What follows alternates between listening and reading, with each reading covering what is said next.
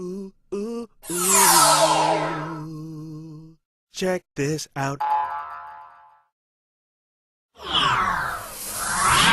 Welcome back to the mailbag here on the Dean Show. I'm Yusuf Estes and want to jump right into this one. This is an interesting one and a common one as well.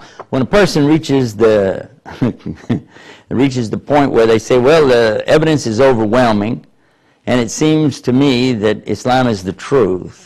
I can't really come up with anything else. It looks like it's the only way to really understand the concept of God and the proper way to reach Him or worship Him. But, and there's always a but, isn't there? Otherwise you wouldn't write the letter. You'd just go ahead and enter Islam. But, he said, I have a habit over my life of chasing women, drinking alcohol, and various and other sundry things that he details here we don't need to go into.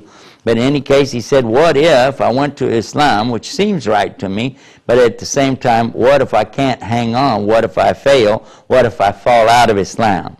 What if I go back to the evil that I used to do? What if I can't do all the praying and the fasting and the things that Islam calls for? Maybe I don't want to grow my beard, or in the case of one of the sisters, lady, she asked that, what if I can't wear that cover on my head, things like this? And then they would consider me an apostate, and then would they kill me? And I'm going to tell you, I don't mean to laugh because I know that it's a serious question, but the reason I'm chuckling is because I went through the same thing myself. When I came into Islam, I said, wait a minute, guys, I don't know this. You guys are praying 5 times every day. What if I forgot to pray? You know, what would happen then? And you're talking about fasting. You're talking about not eating, not drinking, not enjoying some of the things I take for granted every day. You want me to give that up for a whole month out of every year? It's not that I don't really want to. It's that what if I can't, or what if I forget? You know, it might be too much for me. And so, and I also had heard that if you left Islam, they'd chop your head off.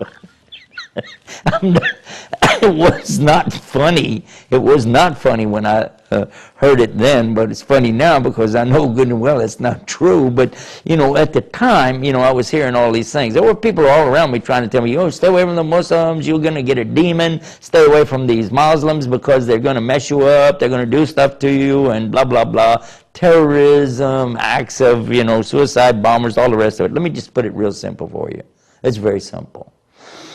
If you really believe there's one God and He has no partners, and you're willing to worship Him on His terms, and you're really taking even the first step, then you have already entered upon the brink of Islam itself. Whether you know anything about the Arabiya, the Arabic language, or the Quran, or the Prophet Muhammad, peace be upon him, whether or not you have any knowledge of all of the subjects that people talk about, or even establish the first prayer, or even fast the first day of Ramadan.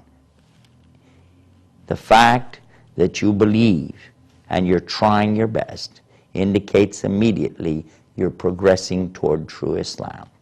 You want to continue in that way as much as you can.